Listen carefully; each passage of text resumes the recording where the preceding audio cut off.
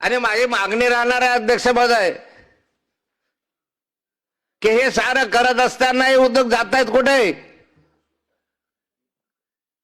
या महाराष्ट्रामध्ये मुंबई, पुणे, नागपूर, नवी मुंबई, नागपूरला तर नाहीच, नाशिक, पुणे आणि मुंबई, नवी मुंबई याच्या ट्रँगल शिवाय उद्योग कुठे जात आहे? काय महाराष्ट्रामधल्या मराठवाड्याची स्थिती आहे? किती उद्योग महाराष्ट्रामधून मराठवाड्यामध्ये स्थलांतरित झाले, महाराष्ट्रामध्ये आपल्या मराठवाड्यामध्ये नव्याने उभे राहिलेत? किती उद्योग विदर्भामध्ये राहिले? किती उद्योग खानदेशमध्ये उभे राहिलेत? किती रोजगार विदर्भ, खानदेश, उत्तर महाराष्ट्र, मराठवाडा या विभागामध्ये मिळाला? प्रदूषण निर्माण करणारे उद्योग फक्त कोकणामध्ये आणायचे.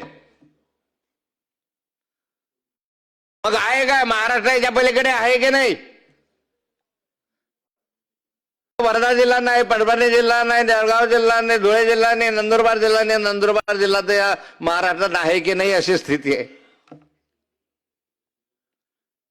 कोणत्या जिल्ह्यामध्ये उद्योग आहे? आणि मग सारे उद्योजक, सारे शिकलेले मुलं, सारे इंजिनियर्स उठले की पुण्याकडे जातात. आज पुण्यामध्ये सर्वाधिक आयटी उद्योग क्षेत्रामधले मुलं जात आहेत. गावाचे गावं ओस पडायला लागलेत. निवडणुकीमध्ये ज्यावेळेस आम्ही फिरायला जातो आमच्याकडे, तर त्या कालखंडामध्ये पाहतो तर घराला कुलूप. कुठे गेलेत?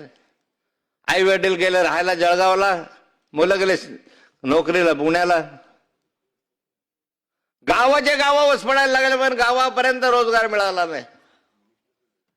नोकरी सोडा, पण स्वयंरोजगारासाठी सुद्धा पैसा त्यांना मिळत नाही कर्ज रूपाने, आणि त्यामुळे स्वयंरोजगार सुद्धा त्या ठिकाणी येत नाही.